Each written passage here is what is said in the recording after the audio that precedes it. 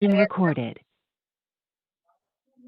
Acho que alguém falou. Enfim, alinhado à estratégia, e aí hoje eu queria bater um papo com vocês sobre diversidade. Então, eu acho que a gente pode combinar algumas coisas, não existe pergunta errada, não existe. Estamos num ambiente seguro e podemos falar aquilo que tiver vontade.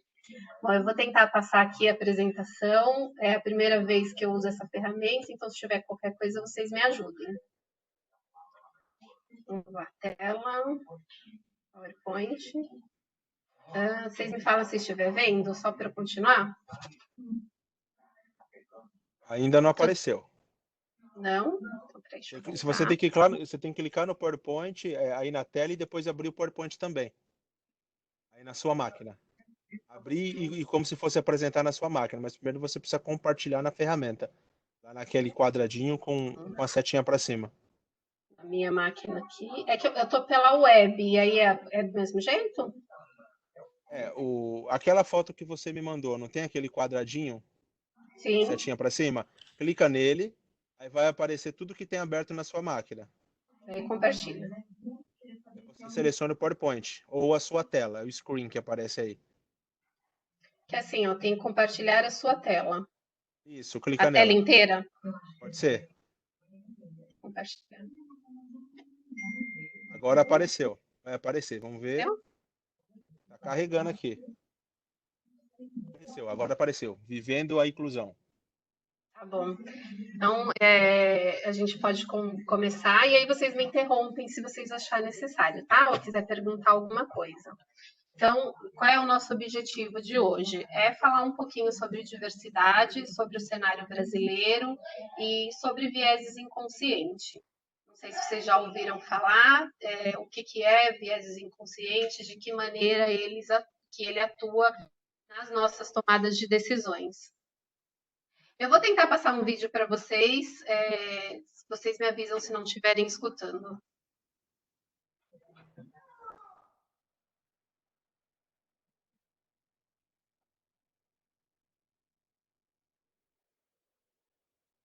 Sem som. Som? Tudo bem, porque o som é somente.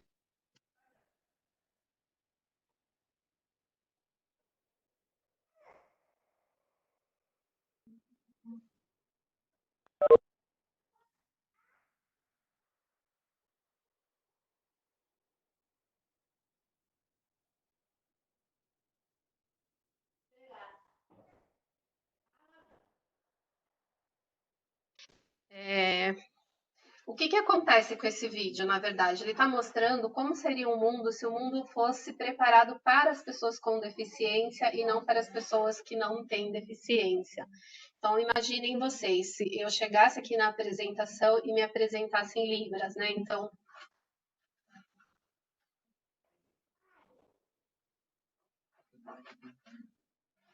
alguém entendeu alguma coisa que eu falei? Não. E daí eu falei, olá, meu sinal é esse, trabalho na Vivo. Então, mais ou menos vocês sentiram, assim, em alguns segundos, o que uma pessoa com deficiência sente a todo momento na sua vida, que é a exclusão.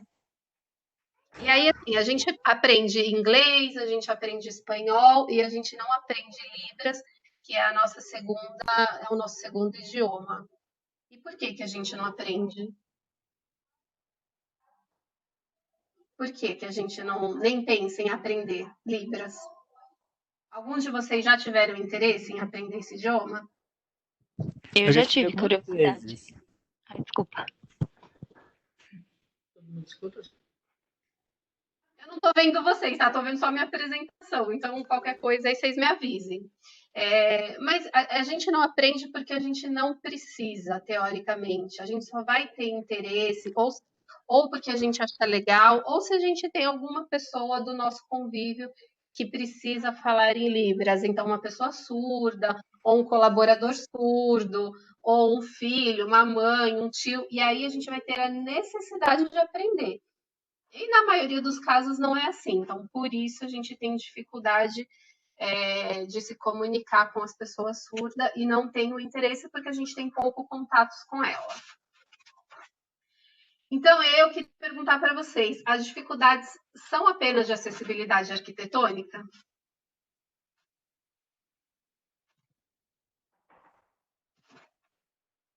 Não. Isso aí, Vitor, me ajuda. Na verdade, não.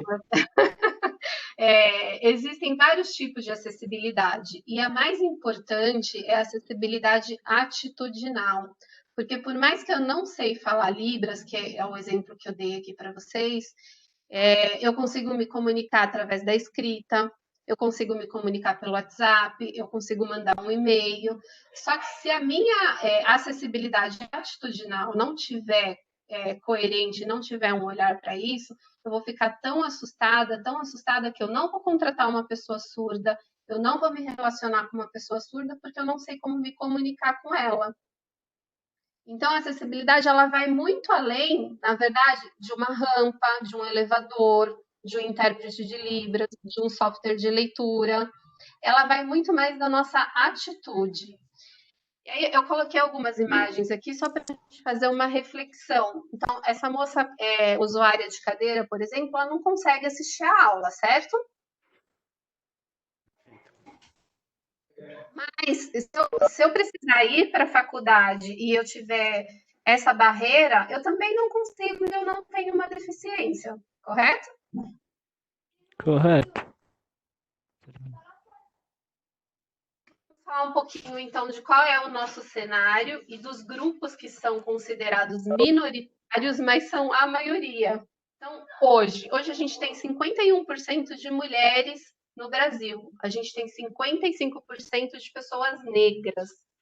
A gente tem uma estimativa de 10% da população mundial ser LGBT e mais. E a gente tem 24% da população com alguma deficiência. Esse último dado de pessoas com deficiência foi através do IBGE, o censo de 2010. O censo ele é feito de 10 em 10 anos. Então, a gente teria o censo agora em outubro, mas devido à crise, aí ele foi adiado e a gente não tem uma previsão de quando ele aconteça, quando vai acontecer, né? Então, pode ser que esse número aumente um pouquinho. Mas eu queria, antes de passar esse slide, eu queria perguntar para vocês se vocês tinham noção que esses números são tão altos. Não. Não, né? A gente não imagina e não tem ideia.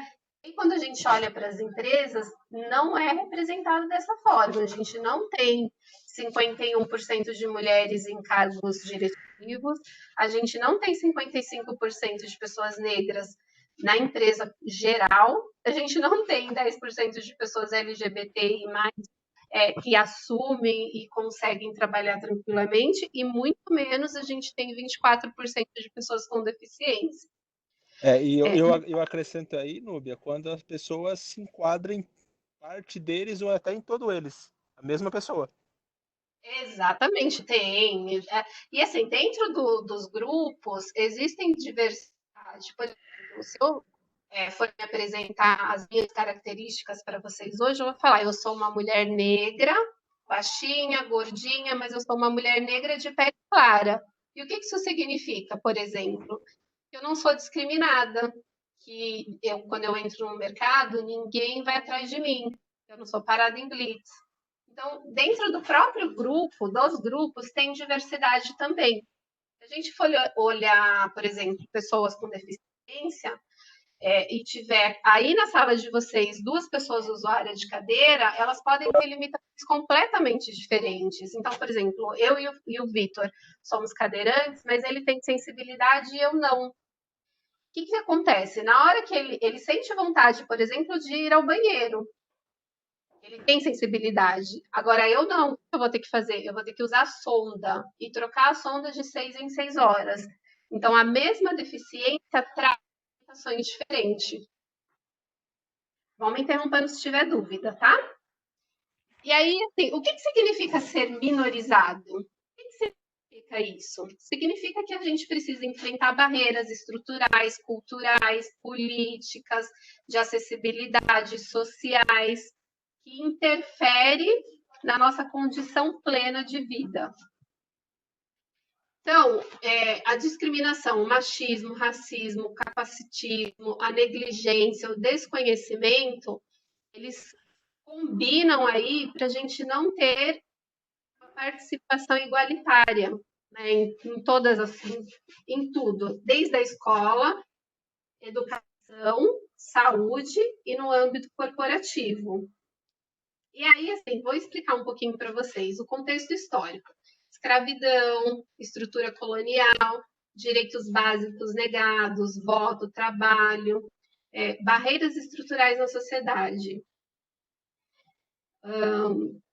A gente tem maior exposição à violência, a gente não tem representatividade nas escolas públicas, nas faculdades públicas, por exemplo.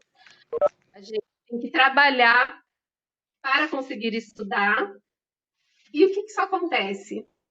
Diferenças salariais, diferente tempo de desenvolvimento interno, mais turnover, baixa representatividade em cargos de liderança ou cargos estratégicos. Faz sentido isso para vocês? Bastante. Tá bom, eu queria muito passar esse vídeo para vocês, mas como ele está sem som, ele não vai fazer muito sentido. Mas eu vou pedir para vocês verem ele depois na internet. É um vídeo do Porta dos Fundos, chama Quem?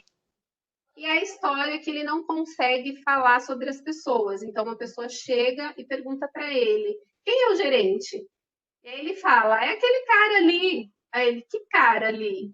E aí vai desenrolando a história. Então, parece uma pessoa negra, uma pessoa com nanismo, uma pessoa trans. E ele não consegue falar. Quem nunca passou por isso? Quem nunca passou por isso? De não saber como identificar alguém. Alguém tem algum caso para contar? Que queira falar? Enfim. Não? Vou contar um caso para vocês. Eu fui numa feira de pessoas com deficiência com uma gerente da IBM. Essa gerente ela é cadeirante. Chegou lá nessa feira, a gente encontrou com uma moça cega. E a Eli, que era minha gerente na época, falou: Nubia, você pode pegar um café para mim? Fui pegar o café para ela. Quando eu voltei com o café dela e o meu na mão, ela estava conversando com a Leila, que é cega. A Leila veio me cumprimentar.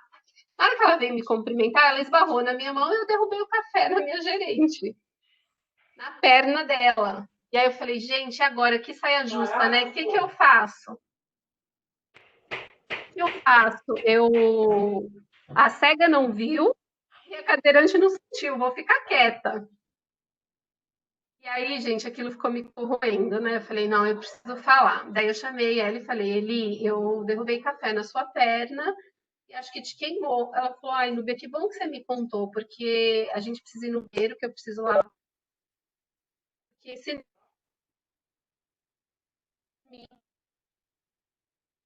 Cara, Eu lavo, deixa que eu lavo. Dá outra pra ele Não. lá que eu lavo. oi? Não sei o que é. Tá bom. Escara é um machucado. Por exemplo, se todo mundo colocar aí o cotovelo ou no braço ou na perna, o que acontece? Começa a doer, não começa? Agora, Quando começa a doer, a gente tira. A pessoa que não tem sensibilidade não tira. E aí começa a criar uma ferida.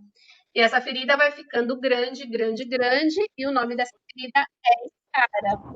Então, a consequência da minha ação, se eu não tivesse contado para ela poderia ali criar uma escara e ter até um perigo de inflamar, de ir para o hospital, de tomar antibiótico, então enfim.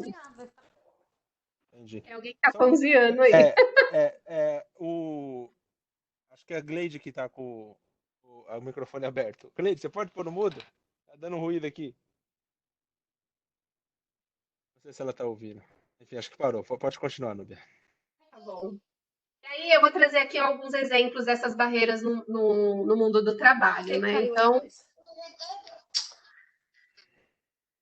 Vou continuar, vocês me falem aí se precisar parar. Então, 34% dos funcionários das maiores empresas são negros. 34% apenas. Menos de 10% em cargos de liderança.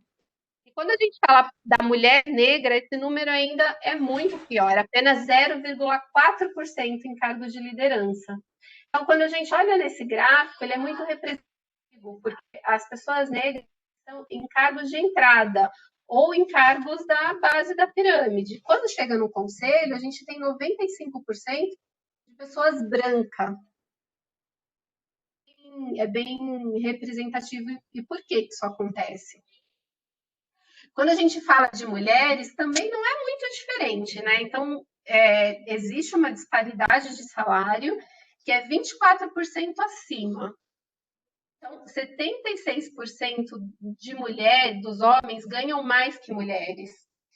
E apenas 1% das mulheres estão em conselhos, por exemplo. A gente tem pouquíssimas mulheres CEOs. Isso acontece por vários motivos, né? Um deles é a síndrome do impostor. Não sei se vocês já ouviram falar. Não. Eu vou falando, gente, porque assim, eu não estou vendo vocês, então eu estou falando e qualquer coisa vocês me avisem. O síndrome do impostor, ele acomete mulheres, algumas pessoas negras e algumas pessoas com deficiência. O que essa síndrome significa? Que eu nunca me sinto preparada para assumir uma posição. Isso é inconsciente. Então, já está numa posição maior do que elas estão, elas têm que ter no mínimo 100% do perfil. Se elas tiverem 70%, elas não se aplicam. E essa é a diferença dos homens. Se ele tiver 70% do perfil, ele se aplica e ainda barganha um salário. Então, é muito louco. Isso acontece desde a infância, quando você começa a desenvolver o raciocínio. Então, os brinquedos para as mulheres são o quê? Quais são os brinquedos de mulheres? Boneca. Boneca, pratinho. cozinha, né? Mini cozinha. Exatamente. Quais são os brinquedos dos meninos? Carrinho, pipa, bola. Carrinho, bicicleta, bola. Ferramentas, legos, enfim. Então, assim, os meninos, eles começam a ter essa força, essa fortaleza desde sempre. Já as meninas não, elas aprendem desde sempre que elas têm que lavar louça, cuidar da boneca, lavar roupa, não é? A gente acha que esse cenário vem mudando, mas ele é bem lento ainda. Hoje a grande maioria das pessoas colocar os meninos para brincar de boneca, como se eles não fossem ser pai algum dia. Isso não interfere na orientação sexual de ninguém. Do mesmo jeito que as meninas jogarem futebol, ou brincar com carrinho, ou brincar com ferramentas, também não vai interferir na orientação sexual delas. E aí, eu trouxe aqui um cenário de pessoas com deficiência. Então, se a gente olhar as principais barreiras para as pessoas com deficiência no mercado de trabalho: acessibilidade, preconceito, foco no cumprimento da cota. Toda vez que uma empresa pensa em cumprir cota, ela não desenvolve e não inclui ninguém. E aí tem mais um montão de coisas também que, junto com essas que eu falei para vocês, que são as principais, que acometem as pessoas com deficiência no mercado de trabalho. E o LGBTI+. Falhou ali. Você falou aqui, Nubia. Eu falei que agora a gente vai falar um pouquinho sobre LGBTI+. E aí eu perguntei se vocês conhecem o que é essa sigla. Sim, conheço. Quer falar pra gente o que ela significa? É básico, né? Lésbica, gay, bi. O I eu ainda não lembro direito. Lésbica, gay, bi, trans. O I eu não lembro. É o intersexo. Aí o mais ele se refere a outros tipos de orientação sexual. Isso, tem o assexuado, tem o não binário, tem um montão de nomenclaturas que a gente ficar o resto da noite. Mas aí, para dar um resumo, 31% dessa população sofreram discriminação e 53% não assume no ambiente de que é a sua orientação, qual é a orientação sexual. Falta de intimidade, medo da discriminação, medo da sua demissão, ou medo que as pessoas duvidem da sua capacidade profissional. E aí, somado essas diferenças estruturais, a gente acaba escutando algumas coisas que perpetuam todo esse cenário. Então, eu não sei se vocês já ouviram, mas em algum momento vocês vão ouvir que mulheres não querem assumir cargos de liderança, que uma pessoa com deficiência não tem as mesmas condições de entrega, que o funcionário gay pode expor a sua equipe de maneira indevida, e que não existem negros capacitados para determinada função. Alguém já ouviu alguma coisa assim? Disso para pior. Verdade. Umas coisas assim, meio bizarras. Exatamente, gente. Qual assim? Tem muitas mulheres que não querem cargo de liderança, mas tem uma montanha de mulheres que querem. Tem muitas pessoas com deficiência que têm capacidade de entrega muito melhor do que a minha, que conhece muito mais coisas do que eu, por exemplo. Então, se a gente comparar o Vitor e eu, ele sabe tudo de TI, eu sei zero de TI. A condição de entrega dele é muito maior em TI do que a minha, que não tenho nenhuma deficiência. Eu vou fazer só um parênteses aqui, Núbia. Alguns aqui, não sei se perceberam, mas alguns não são meus alunos. Eu sou o deficiente físico. Não, você não é o deficiente físico. Você tem uma deficiência física. A pessoa com a deficiência física.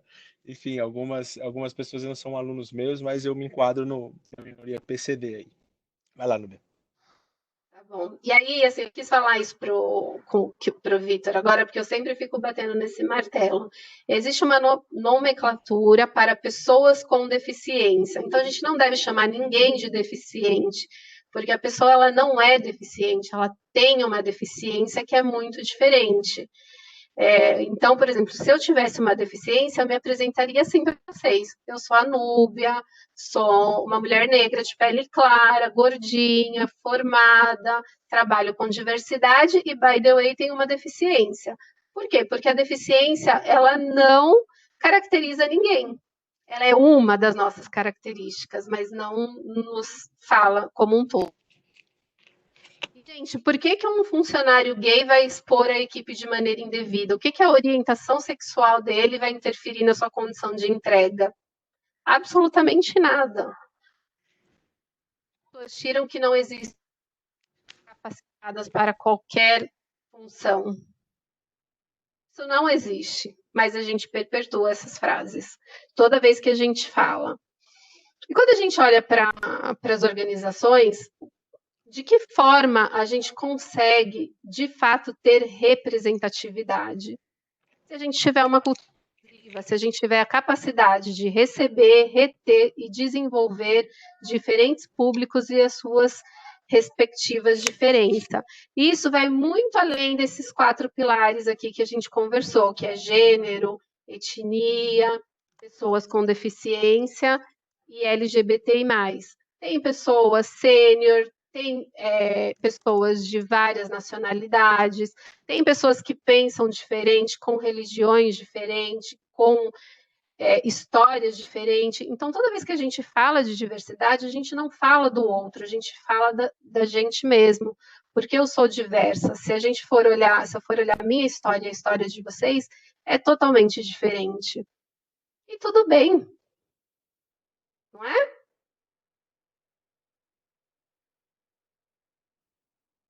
Eu vou parar de perguntar. Quando a gente tem essa cultura. Espera só um minutinho, que eu acho que o Daniel começou a compartilhar aí a tela dele. Ah, tá bom. Volta a compartilhar a sua de novo, Núbia. Daniel acabou apertando o botão errado aí.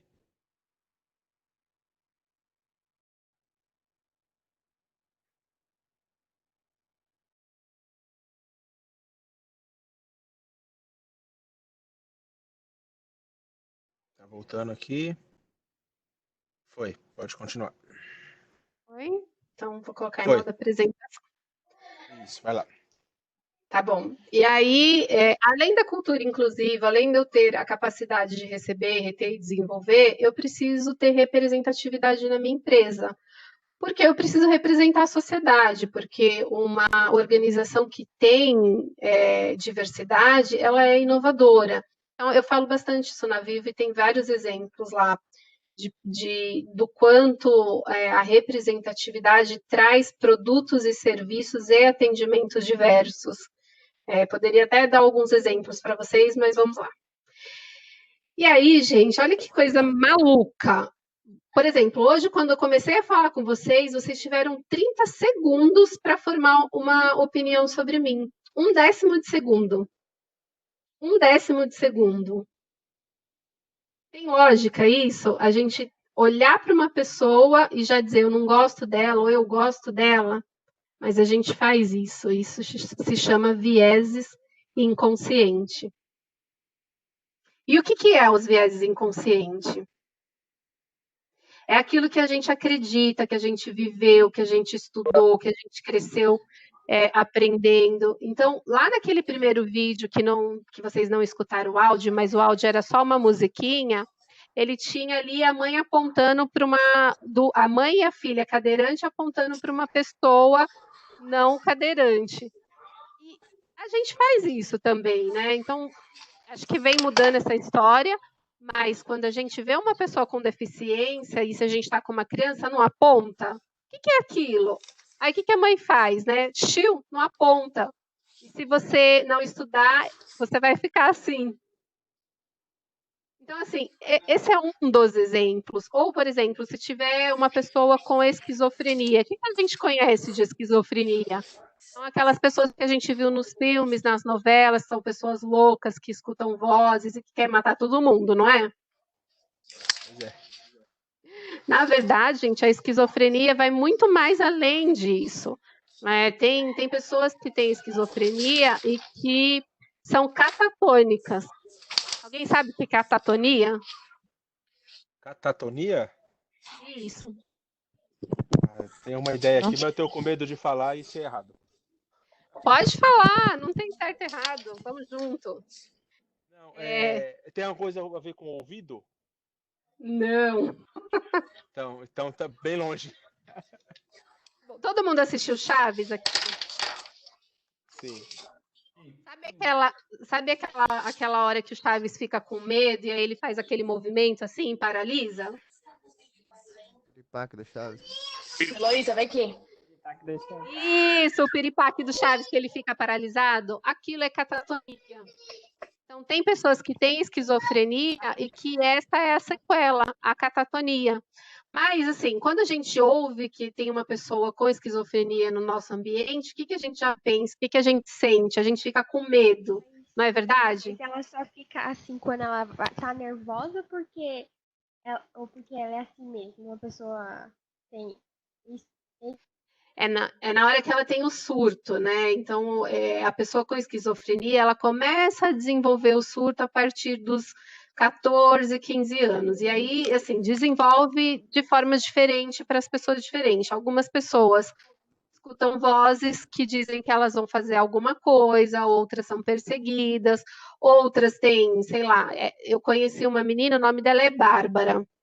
Ela é uma menina negra, e ela morava no Rio de Janeiro, e ela já escutava algumas vozes, mas não eram tão intensas, e num belo dia ela parou na Avenida Brasil, no meio da rua, ela parou e ela não podia andar, porque as vozes diziam que ela era de vidro, e se ela andasse ela ia quebrar. Meu Deus. Então, mas assim, e aí, eu tô contando isso para vocês, porque para vocês entenderem que mal que ela pode fazer pra gente. Nenhum. Mas para ela, muito. Só que o nosso viés inconsciente, quando a gente ouve falar de uma pessoa com esquizofrenia, o que a gente lembra? Daquelas pessoas que vão sair matando todo mundo, que escuta vozes para matar, não é isso? É. Bom. Então, como que a neurociência explica esse Amigos da mecanismo? internet. Silêncio tá muito fraco. Estou falando aqui, tá, gente? Bom, a cognição é o resultado da interação de dois sistemas. Então, o primeiro sistema é a operação mental inconsciente, implícita, impulsiva, muito rápida e bastante antiga em termos evoluídos. E a segunda é a operação normal, consciente e explícita, presente apenas nos seres humanos. Dependem da linguagem, do seu funcionamento e do córtex pré-frontal. Enquanto a segunda, enquanto o sistema 2 está sob o nosso controle, o primeiro ele é inconsciente.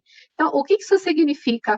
Que eu posso sentir algumas coisas e eu não tenho responsabilidade nenhuma disso. Então, eu posso sentir nojo? Posso. Eu posso sentir aversão? Posso. Mas o que eu faço com esse sentimento é que é o que pega.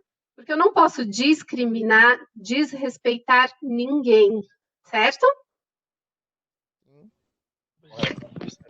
Então, o primeiro sistema é aquele que reage, julga, simplifica.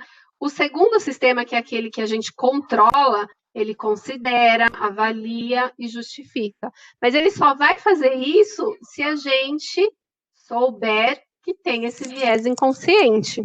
Então, um outro exemplo, quando vocês chegam numa sala ou num treinamento, vocês sentam do lado de quem? Geralmente Pessoas que você... tipo, Geralmente de um amigo. Pessoas que a gente conhece. Exatamente. Vocês sabiam que vocês excluem para se incluir?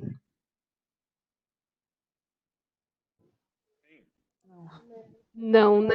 Quando você entra numa sala que ela está cheia de gente, você vai lá e senta do lado do seu amigo, você está se incluindo e você está excluindo o restante da sala.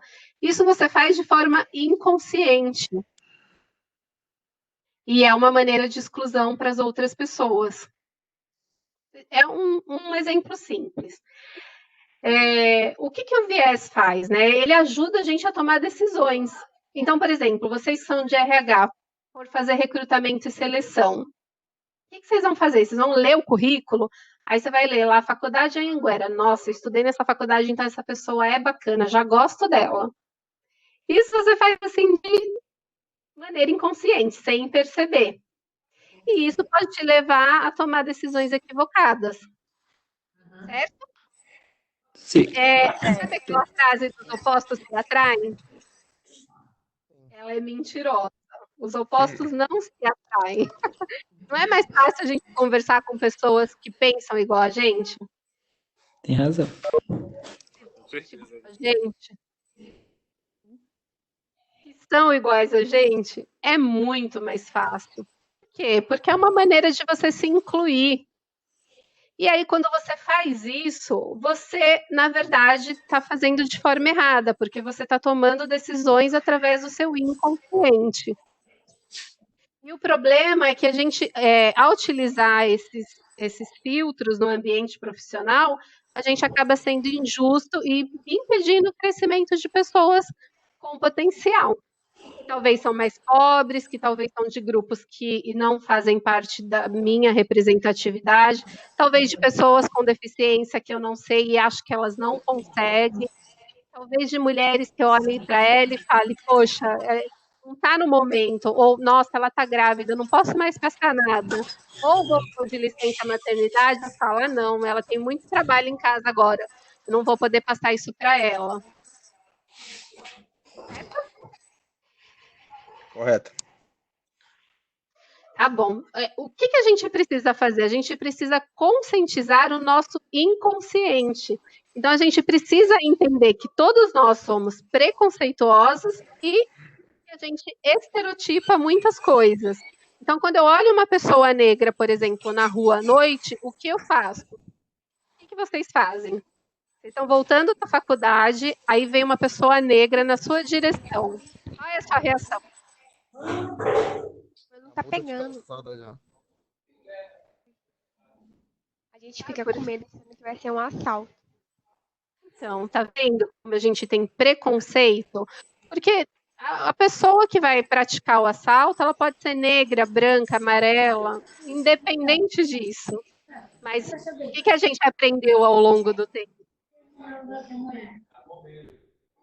não é? Acaba sendo sempre, até se a gente for ver filmes, novelas, seriados, os atores que representam esse tipo de função, diga assim, dentro dessas artes, acabam sendo com esse estereotipo, né? Acaba sendo, acaba acontecendo Mas dessa forma. é verdade. Mas tá na hora da gente mudar isso, não tá? Não já passou da hora? Então, assim, Faz tempo. a gente vê vários exemplos de pessoas que foram presas só porque era negra. Teve aquele caso do Rio de Janeiro que matou o filho, estava junto com a mãe, e o menino que foi preso não era a pessoa que cometeu o crime, o assassinato. Então, mas só por ele ser negro, só por ele ser negro. Então, assim, a gente precisa fazer o quê, na verdade? É conscientizar o nosso inconsciente. A gente precisa aceitar que a gente tem preconceito. E a gente precisa prestar atenção e monitorar os nossos sentimentos.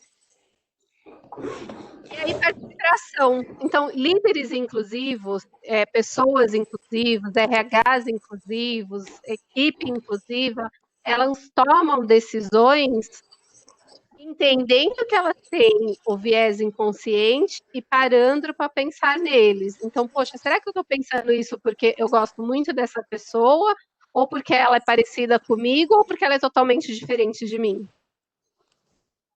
Entende? Sim. Eu gostaria muito de passar esse vídeo para vocês, que acho que ele representa isso que a gente acabou de falar. Deixa eu ver se dá, vamos ver. Ah, eu já vi esse teste, é fantástico. Vocês já viram? Eu já vi. O outro vídeo. Bom, né? Não tá. O outro vídeo eu passei para eles o link já aqui no chat, tá? Tá bom. Eu vou voltando aqui, tá? Obrigada por terem vindo. Eu vou mostrar algumas fotos. E aí vocês vão me falar o que vê na foto. Tá atrasado? Designer de moda. Executivo. O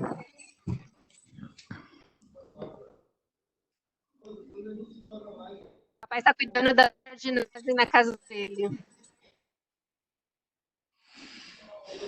Foi na casa dela. Tem jeito de grafiteiro. Olha o grupo 2.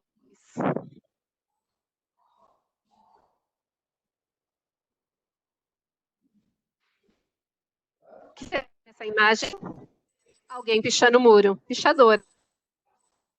Diarista. Limpando a casa. Empregada doméstica. Jardineiro. Motorista particular. Vendedor costureiro. Parece fugindo, um ladrão.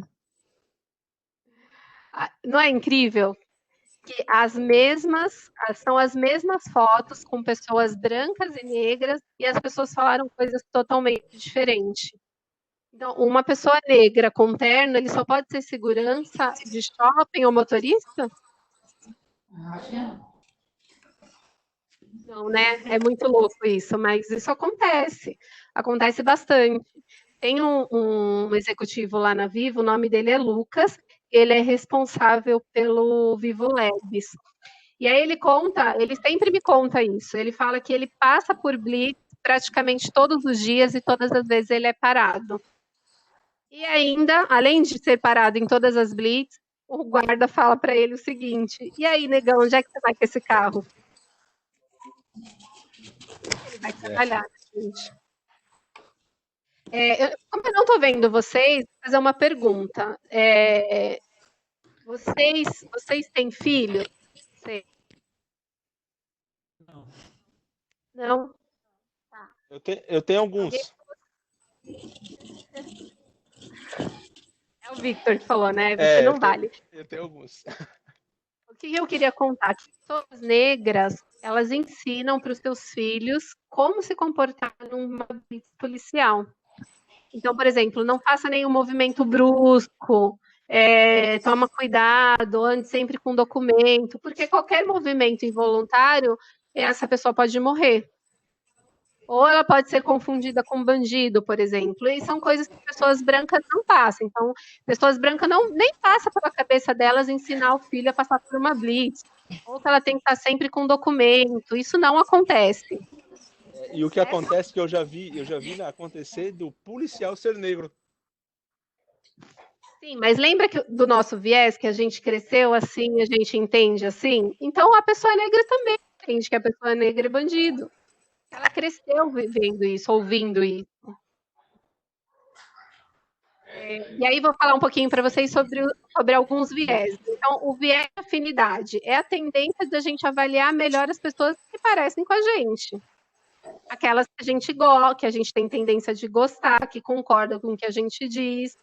Esse é o viés de afinidade.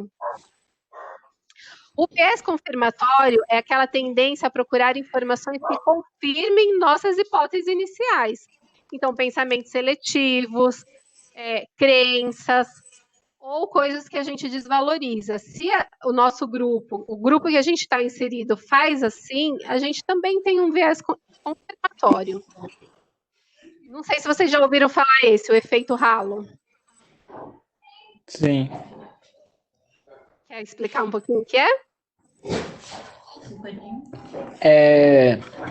Quando nós pegamos literalmente uma característica da pessoa em si e tentamos dar uma perspectiva,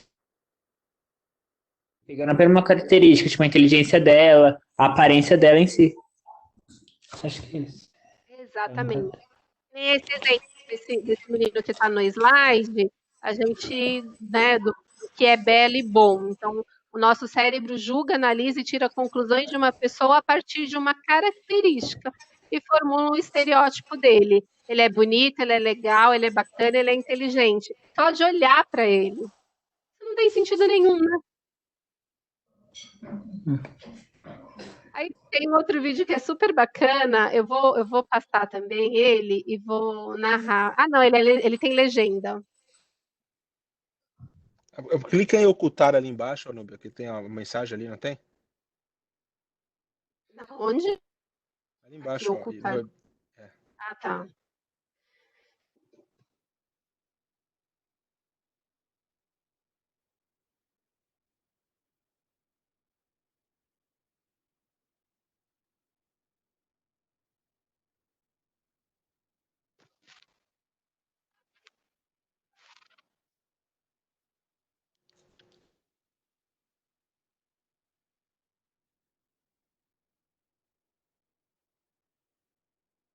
Tira o fone, Nubia, talvez libere o som.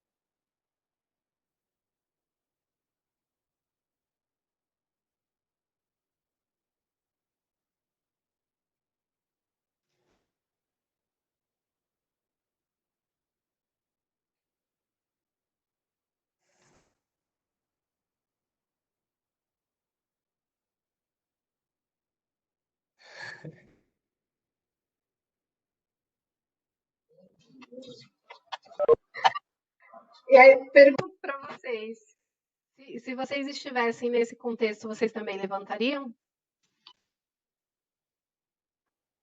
Eu acho que sim.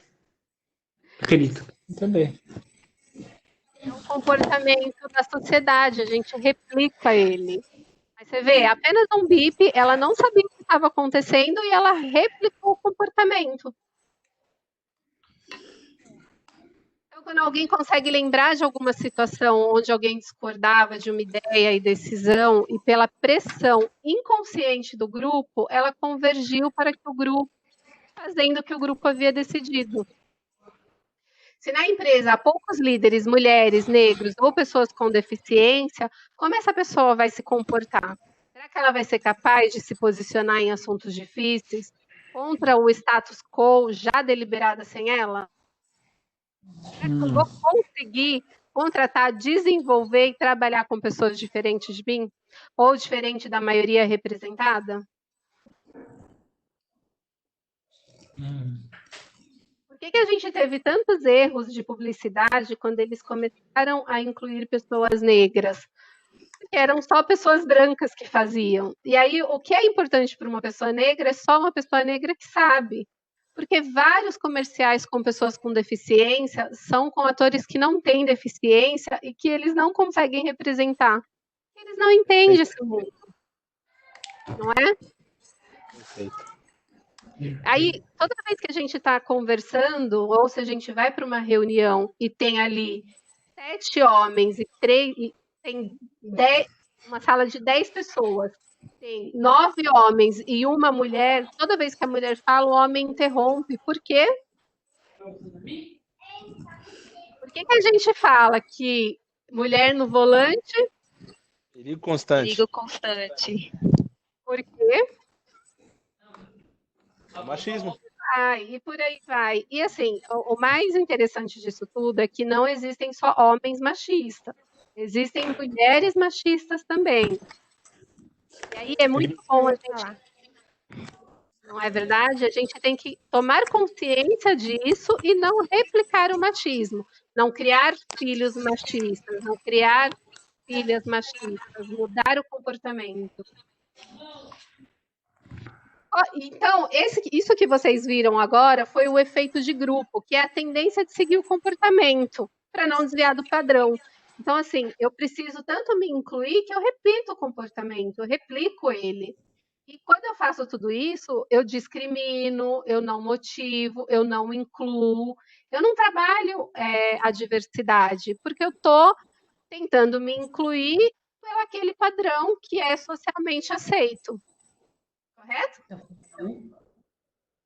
E aí, nosso... Pode falar. Não, eu falei, correto não é correto, mas é o que acontece. Boa, isso não é correto mesmo. Mas quando a gente tem o desejo de ser aceito, a gente supera o desejo de fazer o certo, isso de forma inconsciente. Então, estudos dizem que precisamos ter, no mínimo, 30% de mulheres para poder fazer a diferença num conselho, para ela ter voz ativa. A gente precisa, por exemplo, incluir, no mínimo, 2 pessoas surdas, para que elas consigam conversar e se sentir confortável. E por aí vai. A gente precisa realmente ter representatividade, não só na empresa, mas nos cargos de liderança. Também não adianta eu contratar todo mundo com deficiência no cargo base. Eu não estou sendo inclusiva, eu estou segregando. Perfeito. E aí, nomear os vieses faz com que a gente com que seja mais fácil de identificá-los, né? Então, o viés de afinidade é a tendência a avaliar melhor as pessoas que se parecem com a gente. O viés confirmatório, tendência a procurar informações que confirmem nossas hipóteses iniciais, independente de serem verdadeiras. O efeito halo é a tendência de, a partir de uma informação positiva, ser muito mais propenso a avaliar positivamente o restante das informações, mesmo que não seja. Então, de repente, se eu olho alguém e acho ela muito bonita, eu falo, nossa, ela é maravilhosa, não sei. Ou, se aquela pessoa estuda, por exemplo, na mesma faculdade que eu falo, nossa, ela deve ser maravilhosa, ela estuda na mesma faculdade que eu. Esse é o efeito halo. E o efeito de grupo é a tendência de seguir o comportamento do grupo para não desviar do padrão vigente. E o que a gente pode fazer? Quais são as ações para neutralizar o impacto dos vieses? O que vocês podem fazer? Cada um de vocês. Um de cada Pode ser vez, pessoal. cada vez. Fala devagar. Esse é o desafio de fazer online, né? E ainda mais sem ver a carinha de vocês, não consigo perceber a reação. Mas a gente tem várias formas de neutralizar o impacto dos vieses. O que a gente tem que fazer primeiro? Reconhecer que todos temos vieses. Todos. Então, se eu perguntasse para vocês, nessa sala, vocês têm preconceito? Sim. Todo mundo tem. Todo mundo. Não, eu particularmente não tenho. Não? Não. Todo mundo. Eu acho que, mesmo que inconsciente, Entendi. todo mundo tem. Não, perguntei para. Querendo ou não, praticamente acaba tendo. Sim, todos nós temos preconceitos, e pode ser por coisas diferentes, pode ser através da religião, pode ser gordofobia, pode ser homofobia, pode ser discriminação racial. Tem vários tipos de preconceitos. E, gente, ninguém é ruim por ter um preconceito. É a maneira como você foi criada, no ambiente que você cresceu, com as coisas que você escutou. Por que a gente tem aí a intolerância religiosa, por exemplo? Porque quando você não é da mesma religião que eu não gosto. Ou eu discrimino uma religião que eu não conheço. Então, a gente tem muita intolerância religiosa, entre outras coisas. E reconhecer que a gente tem preconceitos ajuda a gente a evitar os vieses inconscientes. Então, todos nós temos. Tá bom? Aí a gente precisa analisar as nossas suposições e evitar os pré-julgamentos. Gente, é muito difícil, porque parece simples e parece que eu vou olhar para todo mundo e vou falar, não tenho nenhum preconceito. Mas, na verdade, isso vem tão forte para a gente de forma inconsciente que a gente não percebe. Então, a gente precisa desafiar o nosso status quo, fazendo conexões com o diferente. A gente tem que criar o hábito de perguntar e garantir que todas as vozes sejam ouvidas. A gente tem que incluir peças e inputs de pessoas diferentes, origens diferentes, perspectivas diferentes. Esses dias eu recebi devido a essa crise que a gente está vivendo, eu recebi um vídeo falando sobre pessoas chinesas, que elas comem rato, que elas comem um monte de coisa, e aí as pessoas cometendo a xenofobia, né? Então, assim, é uma outra cultura, e eu talvez não entenda porque ela não faz parte dela. Então, isso é um pré-conceito. Pois é. E aí, dividir conhecimento sobre vieses com todo mundo que eu conheço. Então, de novo, todos temos preconceitos, pode ser de diferentes, com diferentes coisas. E aí eu queria combinar com vocês um exercício que parece super simples, mas na verdade ele é bem difícil, que é preste atenção na pessoa e não na sua deficiência. Preste atenção na pessoa, não na sua orientação sexual. Preste atenção na pessoa e não na sua identidade de gênero. Preste atenção na pessoa e não na sua cor. Preste atenção na pessoa e não na sua diversidade. Parece simples, não parece? Sim. Mas é? Não, nem um pouco. É muito difícil. Se a gente encontrasse uma pessoa trans agora e ela estivesse no meio da transição, eu tenho certeza que todo mundo aqui iria olhar e ia se perguntar: nossa, mas é homem ou mulher? A gente não faz isso? E aí, assim, e tem várias perguntas, por exemplo, de pessoas trans, né? Qual é o banheiro que uma pessoa trans deve usar? Os dois, não é? Não, é o banheiro a qual ela se identifica. Então, por exemplo, se eu sou uma mulher trans, eu vou usar o banheiro feminino. Se eu sou um homem trans, eu vou usar o banheiro masculino. E assim, a gente não deve fazer perguntas para essas pessoas, né? Perguntas íntimas. Ah, você fez cirurgia? Ou, nossa, você nem parece que é trans. Ou, nossa, como é que eu te chamo? Eu te chamo pelo nome que você falou. Então, se eu me apresentar como Núbia, esse é meu nome. E também é assim, gente, quando que eu vou perguntar se a pessoa fez uma cirurgia de mudança de sexo? Só se eu estiver apaixonada por ela, e aí eu preciso saber quais são as coisas ali que eu tenho acesso, né? É só Ou se nesse você é um médico, talvez. O médico dela, no começo. Mas não tem Mas outro aí porquê. é uma outra situação. E aí, assim, o É. pessoal sempre me pergunta quando eu falo da questão trans no banheiro. Pode falar. É uma questão bem difícil, né? Porque, por exemplo, na minha empresa, já aconteceu um rapaz, né, praticamente vestido de mulher, como mulher mesmo. Só que aí, quando foi se trocar no vestiário junto com as meninas, não tinha cirurgia, né? E meio que ficou constrangedor porque as meninas estavam lá dentro. Então é uma situação meio complicada também para algumas pessoas, eu acredito. Mas ele foi se trocar na frente de todo mundo? Isso, no vestiário, normal, como se fosse uma mulher mesmo se trocando. Mas não tinha feito a cirurgia ainda. E ficou pelado? Foi. Aí realmente é uma situação difícil, porque o que acontece é, quando as pessoas vão se trocar, elas têm que se trocar na cabine. Então, acho que também foi um pouco de falta de senso dele. Mas isso pode acontecer, assim como acontece com as pessoas que são cisgênero. Vocês sabem o que é cisgênero? Não. Então, cisgêneros são pessoas que nasceram com o sexo biológico e se identificam com ele. Ou seja, eu nasci com o sexo biológico feminino e me identifico como uma mulher. Então, eu sou uma mulher cisgênera. Se eu tivesse nascido com o órgão masculino, mas eu me identifico com o órgão feminino, eu seria uma mulher trans. Vocês não precisam gravar isso, tá? Mas é mais para vocês conhecerem aí a nomenclatura. Então, quando vocês ouvirem alguém falando sobre mulher cis, é isso, é uma mulher que nasceu com o sexo feminino e se identifica com ele. Um homem cis é aquele que nasceu com o sexo masculino e se identifica com ele. Já a mulher e o homem trans, ela nasceu com o sexo oposto do que ela se identifica. Então, por exemplo, quando a gente vai no banheiro masculino, tem o mictório, não tem? Sim. Aí, assim, acho super engraçado. Toda vez que eu faço isso, o pessoal ri bastante, porque eu acho que deve fazer xixi assim, todo mundo olhando pro lado. Mentira, gente, era só pra gente dar um pouco de risada. Não é. Às vezes é assim, sim.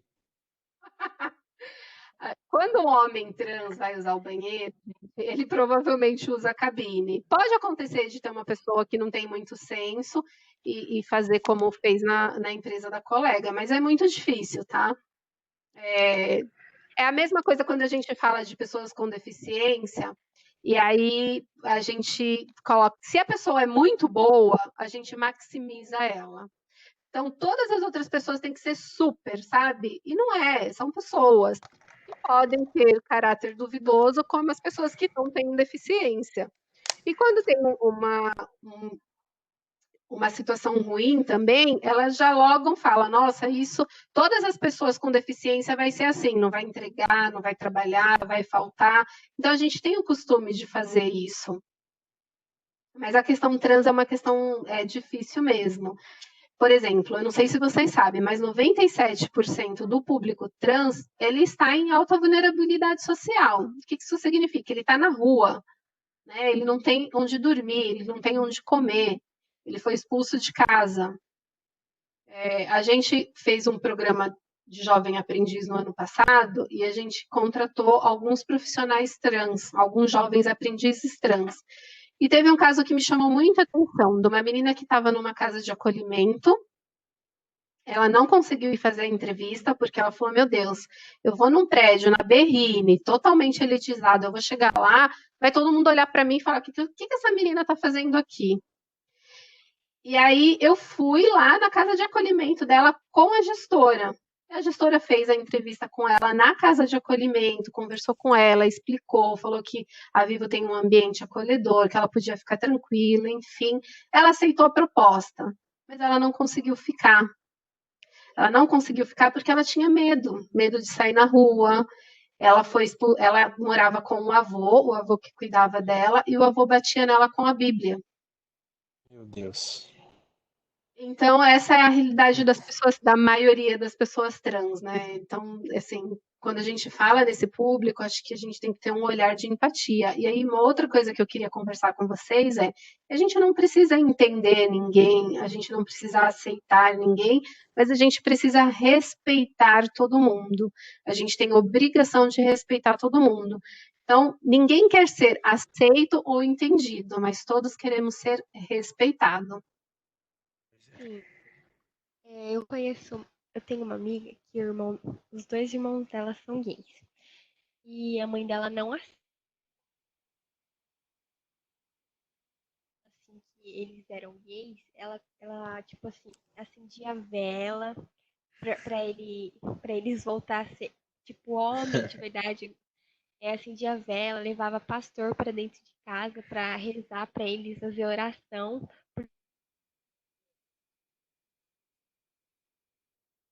Tá falhando a sua voz. Ficou mudo. Mas assim, olha que coisa interessante. Isso tudo que você contou são coisas que ainda acontecem, né? A gente está em 2020 e acontece bastante. E aí me chamou a atenção essa frase que você falou, para ele ser homem de verdade. Gente, uma pessoa que tem uma orientação sexual diferente da nossa, ele não deixa de ser homem de verdade, ele só vai ter atração por outro homem. Então, veja como a gente tem pré-julgamentos. E eu falei, isso não foi para te expor, tá? Eu falei, só para a gente mostrar como o viés inconsciente atrapalha a gente até na hora que a gente quer ser inclusivo. Deixa eu contar uma experiência rapidinho, Runubi, aqui. É o jeito que ela falava também. Sim, é o jeito que ela falava e é o jeito que a gente replica. Bom, deixa eu contar uma experiência rapidinho aqui. Isso que Claro. aconteceu exatamente comigo. Eu estava eu fui num culto, né? Eu sou cristão, fui no culto lá e uma hora lá o pastor chamou lá na frente e falou que queria orar por doenças, né? Que era um pastor de cura e tudo mais. Eu sou diabético. Então, na hora que ele falou que ia curar por ia orar por qualquer tipo de cura, a primeira coisa que eu pensei, o que me incomoda não é o fato de eu ter uma deficiência. O que me incomodava era o fato de eu não poder comer um pudim no domingo. Então eu fui lá na frente, ele orar para ver se ele conseguia curar isso daí. Aí fez uma fila de pessoas e para todo mundo ele perguntou: qual que é o seu pedido, qual que é o seu problema? Na hora que chegou a minha vez, ele me olhou e o que ele fez? Ele não perguntou. Ele me puxou lá para cima e mandou esticar os braços e falou que ia orar para o meu braço crescer. Mas eu não queria que o meu braço crescesse, eu queria ficar livre da diabetes, entendeu? E aí foi uma experiência disso aí também, que ele viu, é isso que incomoda, é isso que é ruim, vamos resolver isso. Resultado, eu tenho ainda diabetes e o braço não cresceu. Não curou nem a diabetes, nem seu braço cresceu. Não. É uma loucura. Mas o que ele fez? Ele fez um pré-julgamento. Ele te olhou e ele não quis te escutar. Então, ele não trouxe para ele o viés dele inconsciente, ele não trabalhou isso. E aí, assim, eu estou contando todos esses casos para vocês, são exemplos, né, do que acontece no dia a dia. Tem um outro caso também, eu fiz um processo seletivo, lá na IBM ainda, Victor, e aí era com pessoas cegas, e aí as pessoas terminaram de fazer, né, foram terminando de fazer o processo seletivo, e teve um rapaz cego que chamou um táxi em frente à IBM. Gente, sabe o que aconteceu com ele? Atravessaram ele 5 vezes.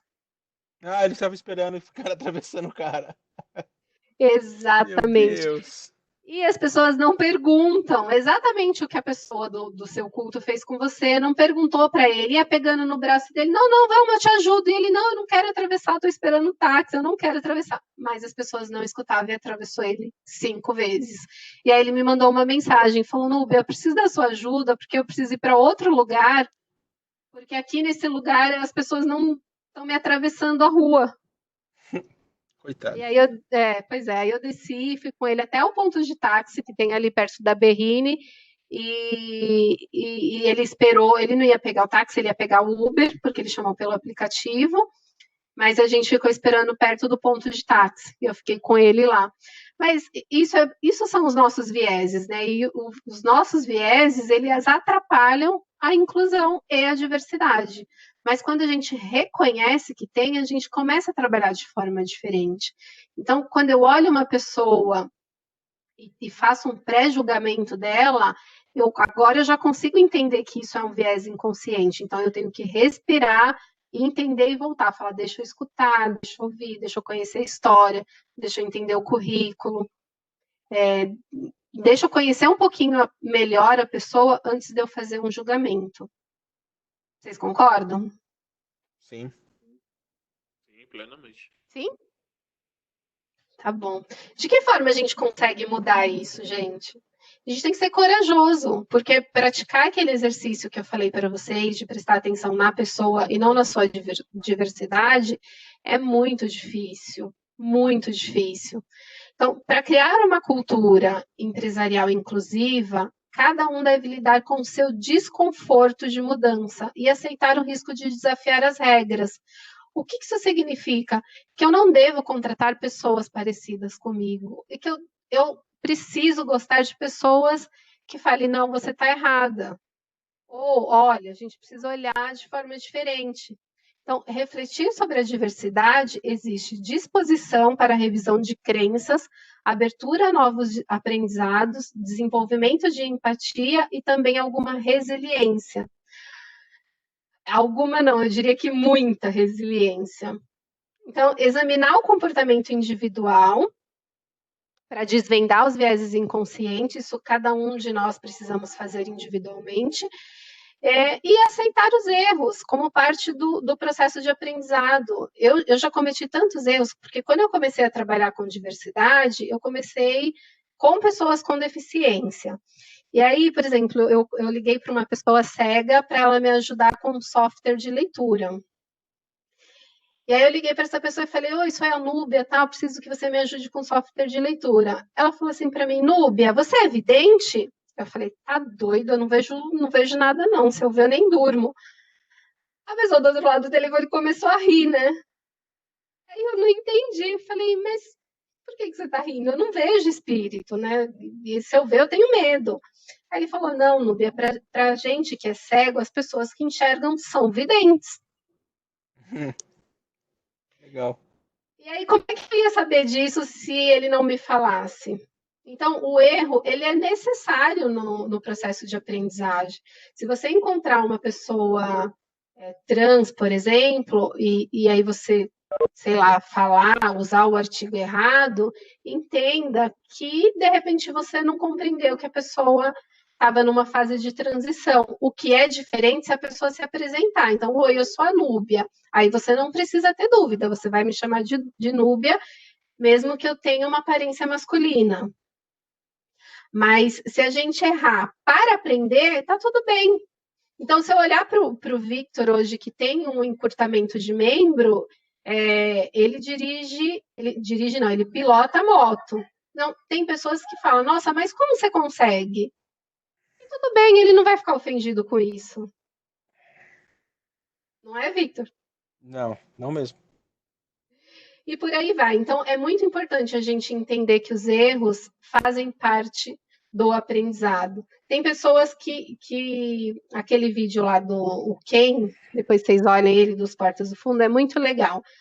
Porque tem pessoas que têm dificuldade de falar assim, olha essa pessoa negra. Gente, se a pessoa é negra, é assim que a gente tem que falar. A gente não pode ficar usando artifício, sabe? É moreninha, é não sei o quê. Ou aquelas coisas que as pessoas falam dessa forma. É uma negra linda. Gente, eu não devo falar isso. Porque como eu falo quando uma mulher é linda? É que ela é linda, não é? Não quando eu falo... precisa botar um negro na frente. Quando eu faço isso, eu quero dizer que, apesar dela ser negra, ela é linda. E olha como isso é cruel. E aí tem mais um monte de coisas que a gente fala de forma errada. Então, sei lá, as pessoas têm muita mania de falar cabelo ruim. Existe cabelo ruim, gente? Não. Existe cabelo enrolado, crespo, liso, cacheado. Ruim e bom é outro conceito. Se é bonito ou não, isso é individual de cada um. Tem um monte de gente que acha cabelo crespo lindo, tem um monte de gente que acha cabelo liso lindo, e por aí vai. Mas toda vez que a gente fala que um cabelo crespo é ruim, a gente reforça o estereótipo de que a pessoa negra tem características que não são socialmente aceitas. Por isso que a gente passou por um período de embranquecimento, onde várias mulheres faziam progressiva, alisavam o cabelo, porque isso era o socialmente aceito. E a gente está vivendo uma transformação, né, das mulheres assumirem o seu cabelo black, porque a gente muitas vezes reforçou ali aquele estereótipo de cabelo ruim que não existe. Outra coisa que a gente fala bastante, você está me denegrindo. Eu sempre erro essa palavra que eu quase nunca uso. Mas você está me denegrindo. Gente, vocês sabem o que é denegrir? Qual é o significado dessa palavra? Nunca pesquisei. Deixa eu ver aqui. Também nunca pesquisei. É tornar-se mais negro. Denegrir é tornar-se mais negro. Então, a gente usa ela de forma errada. E aí a gente reforça o estereótipo de que se tornar mais negro é ruim. Eu devo falar outras coisas, menos essa palavra. E aí tem várias delas, né? Blacklist, dia de branco, coisas que a gente vai reforçando o estereótipo de que pessoas negras são ruins, enfim. Vocês concordam? Verdade. Vocês já pensaram nessas frases que a gente fala de forma natural? Nunca pensei. Não, tem muitas, tem muitas. Isso é coisa de mulherzinha, vira homem, e aí por diante. Exatamente, exatamente. E aí é muito importante quando a gente trabalha no RH, por exemplo, porque o RH, ele é muito grande, e aí tem assim, o nosso papel é educar também as pessoas para uma cultura inclusiva. E aí a gente deve ensinar que quando uma brincadeira desrespeita a outra pessoa, ela deixa de ser brincadeira. Então, toda vez que a gente fizer uma brincadeira que algumas pessoas dão risada e outras pessoas ficam ofendidas, ela deixou de ser brincadeira, ela passa a ser desrespeito mesmo. Você quer ver uma frase que falam comigo e às vezes as pessoas, depois que falam, ficam sem graça, que já acontece diversas vezes aqui na IBM? Sim. E Vitor, dá uma de João sem braço. Poxa vida, que sacanagem, né? Aí eu já virei para ele para deixar sem graça. Pô, você pediu logo para mim dar uma de João sem braço? Pede para outro. E a gente fala isso de forma natural. E assim, você leva numa boa. Você, Vitor, leva numa boa, porque você é muito bem resolvido, mas pode ser que tenha outra pessoa que tem, né, que tem ou não tem um braço, ou tem mobilidade reduzida, ou tem encurtamento de membro, que vai se sentir ofendido, porque é uma dor também quando a gente não tem alguma coisa, enfim. Então, é importante a gente saber que toda vez que uma brincadeira desrespeita alguém, ela deixa de ser brincadeira. A brincadeira tem que ser legal para todo mundo. Todo mundo tem que rir. Se alguém não riu, ela é desrespeitosa. Verdade. Ok?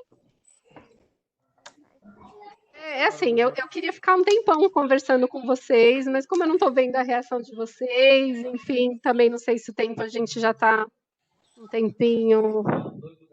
foi rápido, né, Vitor? Porque é 9h33, dá para a gente conversar um pouquinho mais. A gente já deu 1h15 aí de gravação já. E aí, aberto para o pessoal aí, tem alguma coisa que vocês queiram perguntar, principalmente o pessoal de RH aí, sobre, sei lá, vamos dizer assim, a carreira de diversidade ou sobre as empresas. A Núbia está aí costuma dizer assim que ela é a referência nesse assunto para mim.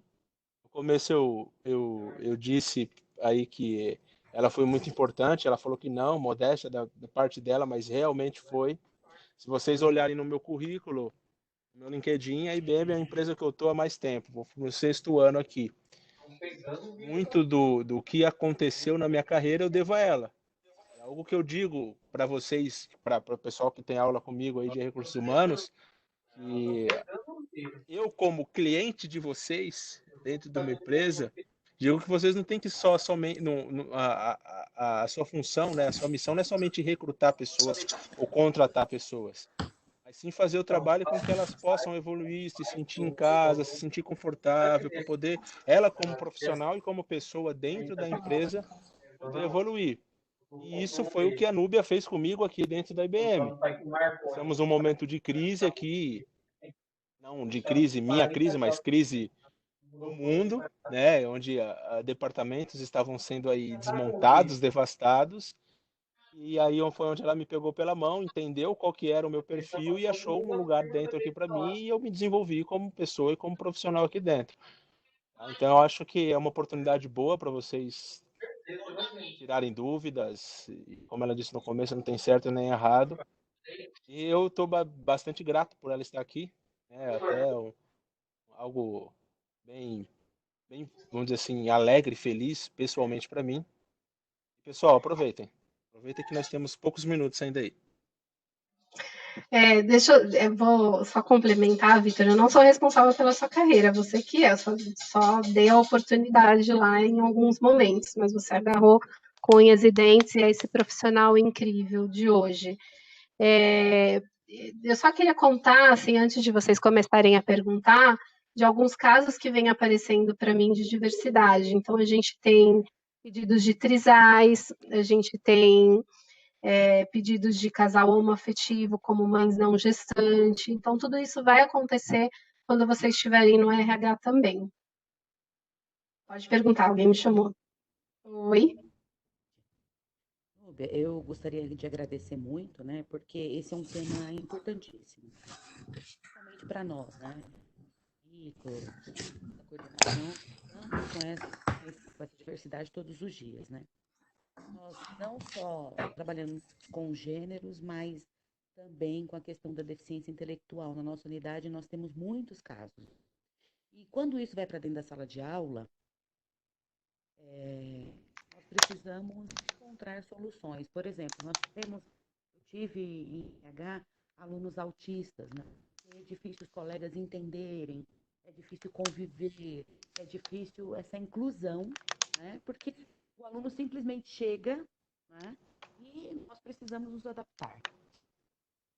O caso da sexualidade também, né? Então, esse tema é muito importante. Eu gostaria que todos tivessem participado de ADM e de outros cursos também, porque nos ajuda muito, né, fazer esse trabalho de inclusão com os alunos também. Porque nós temos essa dificuldade, né? Porque pensa, eu coordeno 400 alunos, né? Como é que eu faço em todas as salas? Então, seria muito interessante, eu adorei. Acho que foi um presente. Muito obrigada. Eu gostaria, inclusive, que os professores participassem, né, de uma palestra como essa.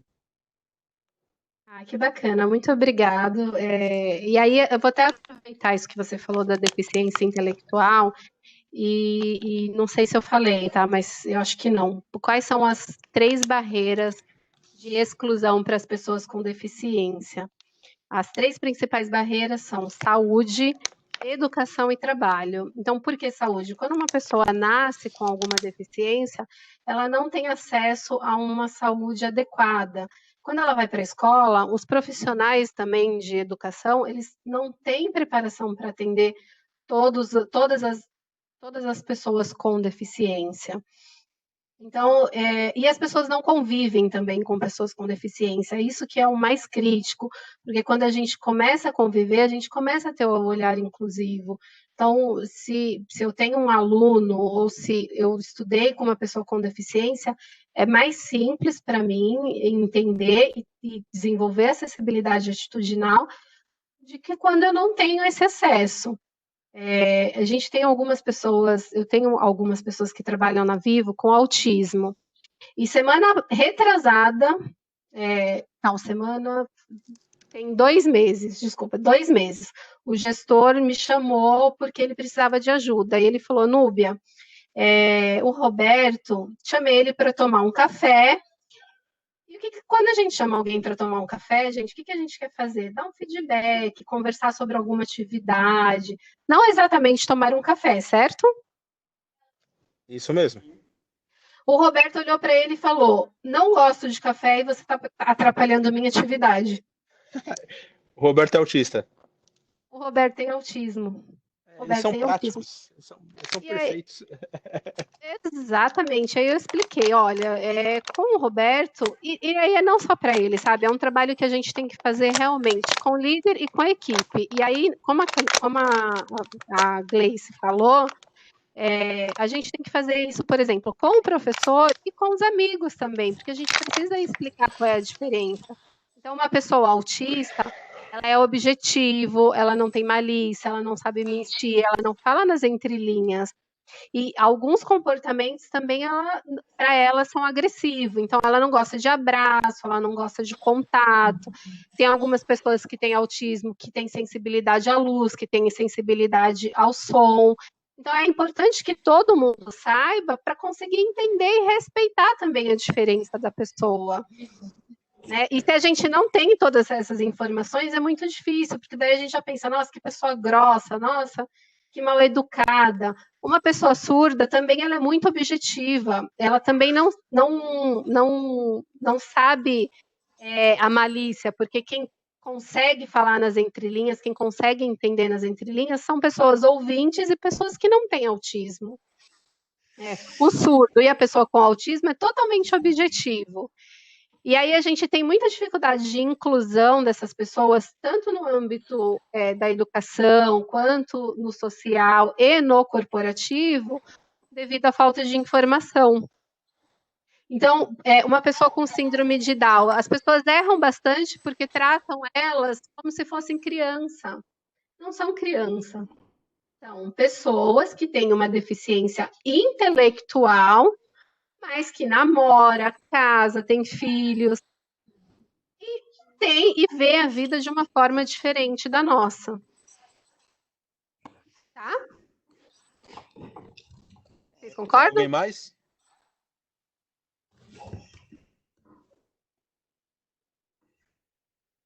Com dúvidas? Quer compartilhar alguma experiência? Essa é a hora. Bom, acho que não. Núbia, em nome da Anhanguera, pessoalmente, obrigado pelo seu tempo aí. Numa terça-feira, dia de paredão do Big Brother, você está aqui dando essa palestra. Olha só, o Big Brother ele vem mostrando vários aspectos da diversidade. Eu ia falar que vários aspectos da diversidade, porque mostrou ali uma questão no início de machismo, mas também mostra que dentro da sororidade feminina também existem algumas coisas ali. Então, quando a mulher é negra, será que eu trato ela igual? Enfim, sabe, algumas limitações. E várias outras, né? Uma moça falando do pente de Exatamente. 3 pontos. Então, o Big Brother está ensinando muito sobre diversidade, por incrível que pareça. Mas eu ainda vou além e só vou ficar feliz quando grandes publicitários, com grandes, como TV Globo, como esses reality shows, tiverem realmente deficientes lá dentro. Um apresentador, tiverem pessoas com deficiência. Pessoas com deficiências lá dentro. Um âncora de jornal, um repórter, um participante do Big Brother, um ator que tenha deficiência, fazer um papel lá dentro, que não seja de deficiente, por exemplo. Então, falta ainda muito a acontecer. Muita coisa acontecer. Falta sim, falta bastante. Mas eu acho que as grandes empresas, elas começaram a se preparar para trabalhar de forma correta. Então, assim, claro que eu vou dar o exemplo da empresa que eu trabalho, e até da IBM, que é super inclusiva, mas a Vivo, por exemplo, ela está fazendo vários comerciais. Eu não sei se vocês viram um comercial que o menino joga basquete, aí ele vai conversando com o irmão, e no final o irmão aparece, o irmão é um atleta paralímpico. E para esse menino, o herói dele é o irmão. E ali, assim, esse comercial, ele foi feito todo falado com o grupo de afinidade da Vivo. Então, eles trouxeram a ideia, eles ouviram as sugestões, os comerciais que têm pessoas negras também. Então, assim, eu acho que as empresas estão se preparando, né? A gente, esse ano, teve um aumento de 50% no número de pessoas com deficiência. Por quê? Porque contratou um time especializado para trabalhar o tema. Porque quando a gente fala sobre diversidade, não tem espaço para amadorismo. Então, é engraçado. E, assim, diversidade, ela trabalha com todas as áreas da empresa, todas as áreas do RH. E aí, vou dar um exemplo, né? Chegou um pedido para a gente de um casal homoafetivo de mulheres com uma mãe não gestante, que era a nossa colaboradora. E ela abriu um ticket perguntando se ela tinha algum tipo de licença. E ela recebeu 5 nãos, né? Então, ela abriu, não, aí chegou no jurídico do RH, não também. E ela comentou isso no grupo de afinidade, o grupo de afinidade me trouxe. E aí eu falei, abre o ticket novamente, que eu vou pedir para esse ticket ser redirecionado para a diversidade. Então, o que a gente busca quando a gente fala de diversidade? Então, se dentro de um casal heteronormativo, a mãe tem licença maternidade e o pai tem a licença paternidade, por que um casal homoafetivo, onde tem uma mãe gestante e não gestante, a mãe não gestante não pode ter uma licença de 20 dias também? E a gente aprovou essa licença. Mas isso só vai acontecer quando a gente tiver pessoas que, além de olhar a lei, o que está escrito, a gente desenvolve políticas e governança para a diversidade. Por exemplo, pessoas com deficiência que precisa fazer, como é que chama, Vitor? Fisioterapia. A gente precisa ser flexível, porque a fisioterapia não acontece até, sei lá, 10 horas da noite. Então, talvez a pessoa tenha que entrar um pouco mais tarde, sair um pouco mais tarde para ela conseguir fazer a fisioterapia. Mas como é que a gente vai implementar essa política se a gente tiver pessoas que realmente precisem e falem sobre isso? E que a gente olhe e entenda que isso é importante. Certo? Perfeito. E aí, gente, eu coloquei esse negócio de dúvidas. Eu gostaria de falar essa frase para vocês, que eu falo para todo mundo quando eu vou fazer palestras. Enfim, aqui eu falei um pouquinho só de cada coisa, mas eu posso falar específico de cada um desses pilares. De repente, a gente pode depois, né, combinar, Vitor, e bater um papo sobre cada um dos pilares, que tem muita coisa para falar de todos. Mas o que eu queria dizer é que juntos a gente consegue transformar. Sozinha, eu vou continuar tentando. E aí eu me coloco à disposição de vocês, tá? Tem o meu e-mail da Vivo, e fiquem à vontade de me procurar, se precisar, se tiver alguma dúvida, ou vocês podem pedir para o Victor também, ele me fala e a gente pode bater um papo de novo.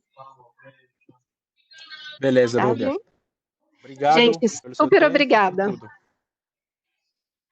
Obrigado, pessoal. Vou terminar a gravação agora, depois vai estar liberado para vocês lá. Núbia.